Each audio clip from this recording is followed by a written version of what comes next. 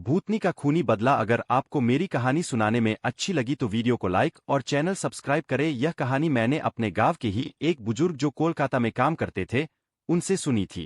एक बार की बात है कि कुछ अंग्रेज शिकारी भारत के किसी जंगल में शिकार पर गए। उस जंगल के बाहर एक डाक बंगला था, पर उसमें पहले से ही कोई बड़ा अंग्रेज अधिकारी ठहरा हुआ था। अस्तु इन अंग्रेज शिकारियों को जंगल के बीच बने एक पुराने डाक बंगले में रुकना पड़ा। इस डाक बंगले का रखवाला अपने परिवार के साथ रहता था और डाक बंगले में रुकने वाले लोगों की सेवा करता था। इस रखवाले के परिवार में उसकी बीबी तथा लगभग 14 से 15 साल की उसकी एकमात्र लड़की थी। एक शाम जब अंग्रेज शिकारी शिकार करके वापस डाक बंगले पर आए तो नहा धोकर पीने बैठ गए। पीने के बाद उन्हें इतनी चढ़ गई कि वे लोग पूरी तरह से बेहक गए और उस रखवाले को गोली मारने के बाद उसकी बीबी तथा बच्ची को नोच डाले। इन पापियों को नशे में कुछ भी पता नहीं चला और नोचने के बाद उन दोनों को भी गोलियों से भून डाले और तीनों की लाश को डाक बंगले के पीछे दफना दिए। यह बात आईगी रह गई।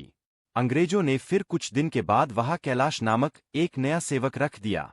किसी को कुछ भी पता नहीं चला कि इस पुराने डाक बंगले का पुराना सेवक और उसका परिवार कहाँ चला गया। एक बार की बात है कि नया सेवक कैलाश रात को गेट बंद करके सोया हुआ था। तभी अचानक उसकी नींद खुल गई क्योंकि उसे लगा कि दरवाजे पर कोई रो रहा है। उसने एक हाथ में लाठी उठाया और दूसरे में चिराग और दरवाजे पर आकर हाक लगाया, ये कौन है? इतनी रात गए कौन दरवाजे पर रो रहा है? ये उसने देखा कि एक किशोरी दरवाजे पर बैठी रो रही है। कैलाश उस किशोरी के पास गया और उसके सिर पर हाथ रखते हुए कहा कि बेटी रो मत, अंदर चल। फिर उस किशोरी के अंदर आने पर कैलाश ने उसे पीने के लिए पानी आगे बढ़ाते हुए पूछा कि बेटी तुम कौन हो और इतनी रात को अकेले इस जंगल में क्यों भटक रही हो? कैलाश की इतनी बातें सुनते ही वह किशोरी और तेज फफक पड़ी। कुछ समय तक तेज तेज रोने के बाद वह थोड़ा शांत हुई और कैलाश को बताई कि वह इस डाक बंगले के पहले सेवक की पुत्री है। फिर उसने यह भी बताया कि कैसे 4 से 5 अंग्रेज शिकारियों ने उसके पिता को मार डाला और उसके बाद उसके तथा उसकी मां की आबरू को नोच डाला। फिर कैसे उसकी मां तथा उसको भी गोलियों से भूनने के बाद डाक बंगले के पीछे दफना दिया। उस किशोरी की इतनी बातें सुनते ही कैलाश पूरी तरह सहम गया, पर निडरता दिखाते हुए पूछा कि ऐसे कैसे हो सकता है? अगर तू मर गई है तो मेरे सामने कैसे बैठी है? कैलाश की यह बात सुनते ही वह लड़की अचानक गायब हो गई और कैलाश कुछ समझ पाए इससे पहले ही वह उस कमरे की दीवार पर उल्टी टहलती नजर आई।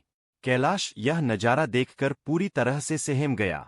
फिर अचानक वह लड़की आकर कैलाश के सामने बैठते हुए बोली कि काका, आप डरिए मत, मैं आपका कुछ भी बुरा नहीं करूंगी। धीरे धीरे कैलाश का डर जाता रहा और उसने अपने मस्तक पर आई पसीने की बूंदों को गमछे से पोंछ लिया। फिर उसी रात को उस लड़की ने वह जगह दिखाई जहां उन तीनों को दफनाया गया था। कैलाश ने कुदाल से खोदकर उन तीनों के अस्थि पंजर को निकाला। फिर कैलाश ने उस किशोरी से वादा किया कि वह उन अंग्रेज शिकारियों के खिलाफ कोर्ट जाएगा और किशोरी को इंसाफ दिलवाकर रहेगा। कैलाश की बातें सुनकर वह किशोरी रोते हुए बोली कि काका, आपको कुछ नहीं करना है, बदला तो मैं लूंगी, बस आप मेरी थोड़ी सी मदद कर दें। फिर क्या? उस किशोरी के बताए अनुसार कैलाश ने बीमारी का बहाना बनाकर उस डाक बंगले की नौकरी छोड़ दी तथा उस किशोरी को किए वादे के अनुसार उस किशोरी के माता पिता की अस्थियों को जला दिया तथा उन दोनों के नाम पर पूजा पाठ भी करवाया। उन दोनों की मुक्ति हो गई, पर लड़की के कहे अनुसार कैलाश ने न लड़की के अस्थिपंजर को जलाया और न ही उसके क्रियाकर्म के लिए कोई अनुष्ठान पूजा पाठ ही किया, क्योंकि किशोरी ने कहा था कि अगर उसके लिए भी पूजा पाठ हो गई तो वह इस भूत ही योनि से मुक्त हो जाएगी और फिर उन दरिंदों से बदला नहीं ले पाएगी। समय बीतता गया और अब उस डाक बंगले में कोई नया सेवक आने को भी तैयार नहीं होता, क्योंकि कैलाश वहीं आसपास मंडराता रहता और नए आने वाले सेवक को भूत ही कहानी सुनाकर भगा देता। कभी कभी वह किशोरी भी अपनी भूत ही कारनामे से आने वाले नए सेवक को 9-2-11 कर देती। पर उस बंगले पर शिकारियों का आना कम नहीं हुआ। वे आते और खुद ही अपनी व्यवस्था करते, पर जो अब आता वह वापस नहीं जाता, क्योंकि उस डाक बंगले में ठहरने वाला हर अंग्रेज शिकारी उस लड़की का शिकार हो जाता। कभी कभी तो ऐसा होता कि वह लड़की किसी अंग्रेज शिकारी को अपने लटकों झटकों में फंसाकर उस डाक बंगले में लाती और रात को अपने असली रूप में आ जाती और डराकर उस अंग्रेज को मार डालती और उसका खून पी जाती। यह क्रम चलता रहा और उस डाक बंगले में मरने वाले अंग्रेज शिकारियों की मौत रेहे से ही बनी रही।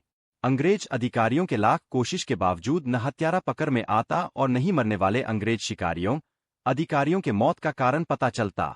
धीरे धीरे यह खबर आसपास के क्षेत्रों में अंग्रेज शिकारियों आदि में फैल गई कि पुराने डाक बंगले में ठहरने वाले हर शिकारी की रात तो होती है, पर वह दूसरे दिन का सूरज नहीं देख पाता। 2-3 और वर्ष बीते और अब वह डाक बंगला खंडहर हो गया, क्योंकि अब किसी में भी हिम्मत नहीं थी कि वहां ठहरे। आखिर किसको अपनी जान की परवाह नहीं होती। पर वह किशोरी भूतनी जो अब युवती बन गई थी, उसी डाक बंगले में रहकर अपने हत्यारों का इंतजार करती। दिन में उघर आने जाने वाले लोगों को उसका एहसास होता, क्योंकि वह बराबर रोती रहती पर किसी को दिखाई नहीं देती। एक बार की बात है कि वह युवा भूतनी उस जंगल में रह रहे एक युवा भूत तथा युवा भूतनी के संपर्क में आई।